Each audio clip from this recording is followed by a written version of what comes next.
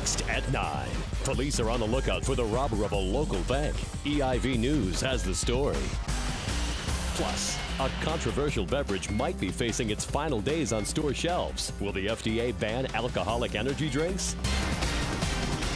And a woman dies after being hit by an orange line train. We'll tell you how one false step led to her death. All that and more here on EIV News. Live from downtown Boston, leading the way with important local coverage. This is EIV News at 9 with Ross Lipman and Katie Eastman. Hello and welcome to EIV News Live at 9.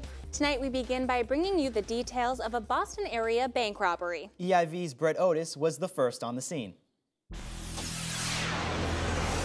Here in downtown Boston, it was like a scene out of the Hollywood flick The Town, as a man robbed this bank and made a quick getaway. The robbery occurred earlier today at the Sovereign Bank just across from North Station and the TD Bank North Garden. The suspect fled down Canal Street in a blue Jeep Grand Cherokee, which has reportedly been found unoccupied in Charleston. According to officials, there is no evidence the suspect was armed or that anyone was injured, and the amount of money stolen has not yet been released. Now, police say to be on the lookout for the suspect, who is described as a white male wearing sunglasses, a red sweater, and blue pants. Also, check out our website, EIVnews.com, for developing details. From downtown Boston, I'm Brett Otis. The repeal of the Massachusetts sales tax on alcohol has created a budget shortfall. The money from the tax had been used to fund substance abuse programs and centers. Governor Deval Patrick is struggling to find a new source of income. He has declined to increase the excise tax on alcohol, which has not been changed in decades. Patrick says he is committed to finding a solution. A Cambridge man is facing 12 criminal charges, including attempted murder of a police officer. Kai Robert Kruger faces charges from assault with intent to murder to illegal possession of a firearm. Cambridge police also suspect Kruger's involvement in an armed robbery last Thursday. Kruger was arrested in Harvard Square, where he was stopped by suspicious officers, who he then turned and fired at. Police detained Kruger after he fell down a stairwell. Boston police have nabbed one culprit in a series of church robberies. 44-year-old Michael Bagley of South Boston was arrested on Sunday morning. Bagley stole from the Basilica of Our Lady of Perpetual Help in Mission Hill, as well as Brendan's Church and Mother Teresa of Calcutta. Another vandal is still on the loose, but not associated with Bagley. And when the layout of a neighborhood changes, longtime residents can grow uncomfortable. EIV's Kat Villianzoni explores how older residents of Boston's North End are taking to an influx of college students.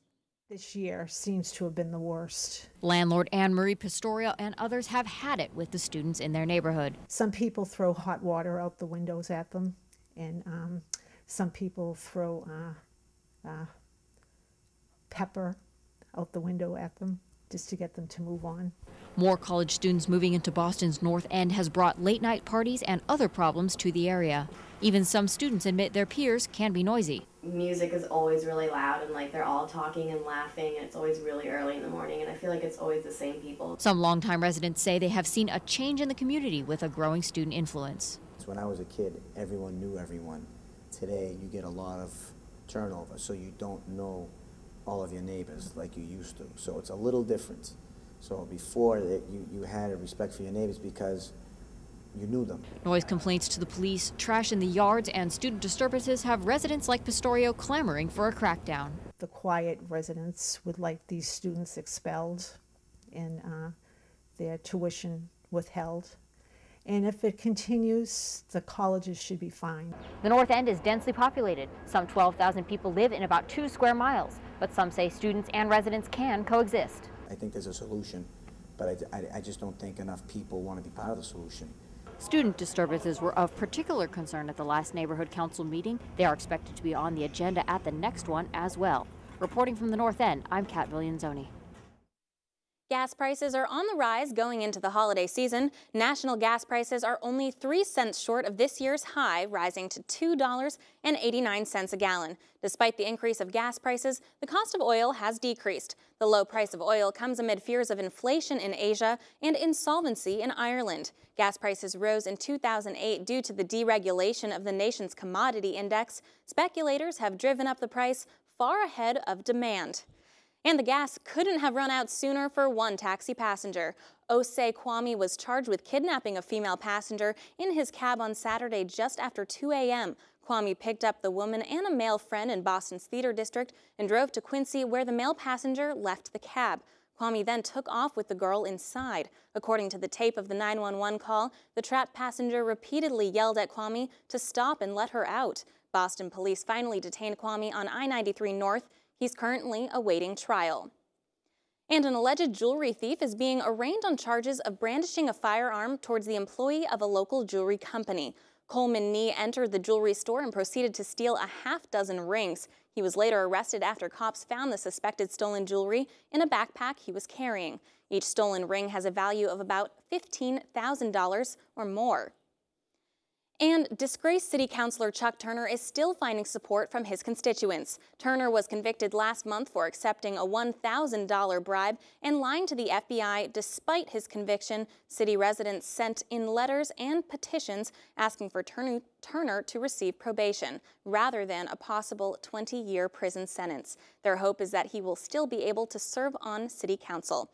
The City Council will hold a hearing on December 1st to determine whether or not to expel Turner from the board.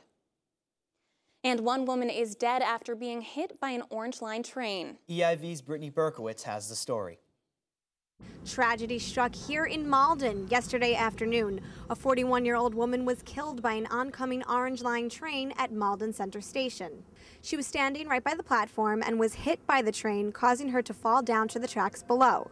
After paramedics found her body underneath the train, she was rushed to Mass General Hospital, where she died. Transit police detectives continue to investigate why the woman was on top of the tracks. The Orange Line experienced few delays yesterday, lasting only an hour and a half. The train service is now up and running. Reporting live in Malden, I'm Brittany Berkowitz. We're going to take a quick break, but stay tuned for more news, including the possible fate of Four Loko and other controversial alcoholic energy drinks. Plus, veterans recently took to the streets of Boston to march for the fallen and for peace. That and more on EIV News, live at 9.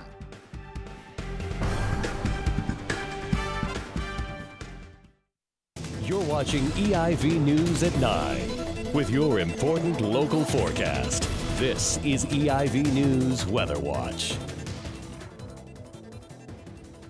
Good evening, I'm Nick Coit, your EIV weatherman with your local forecast. And after we saw rain the past couple of days, things should look up going into the end of this week and this weekend. We will take a look at what's going on currently outside right now. And 52 degrees in Boston, 49 in Plymouth, 46 in both Worcester and Springfield. So temperatures have warmed up from what they were earlier this week and earlier today as well, because it was a bit colder with the rain and the storm moving through. But we take a look at what's going on nationally right now, and winds picking up in New York, 52 degrees, but 30-mile-per-hour winds in the Big Apple today. But storm clouds moving out, and that means that it will warm up in the next couple of days. Take a look at what's going on in Dallas right now, 49 degrees, which is just a bit cooler than what they usually see down there. So those folks trading in their cowboy hats for cold gear. We take a look at what's going on tonight. 52 degrees will be the high, 42 will be the low, and the clouds have moved out. As I said, it should make way for beautiful weather tomorrow. Be partly cloudy, high of 52 degrees, low of 35 degrees. So we shouldn't see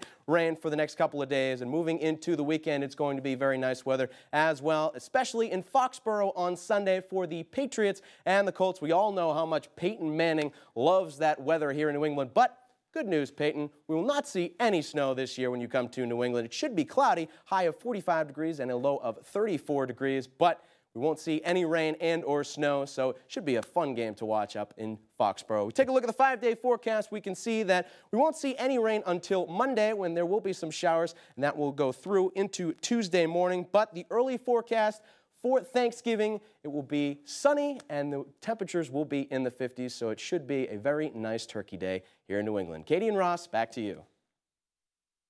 New York Representative Charlie Rangel has been found guilty of 11 ethics violations. Among them were misusing Congress's free mail privileges, filing inaccurate income statements, and violating a ban on gifts. The 8-member jury panel voted unanimously on most charges against Rangel. The congressman is calling the panel's findings unprecedented. He says that their rejection of the appeal violated his basic right to counsel. Rangel walked out of his hearing after the panel rejected his request. Republican Lisa Murkowski has emerged victorious in her Alaska Senate race following 2 weeks of counting write-in ballots. Just yesterday, she had a lead over Tea Party rival Joe Miller by 7,000 votes. She launched her write-in campaign this August after losing the primary to the Palin-backed Miller.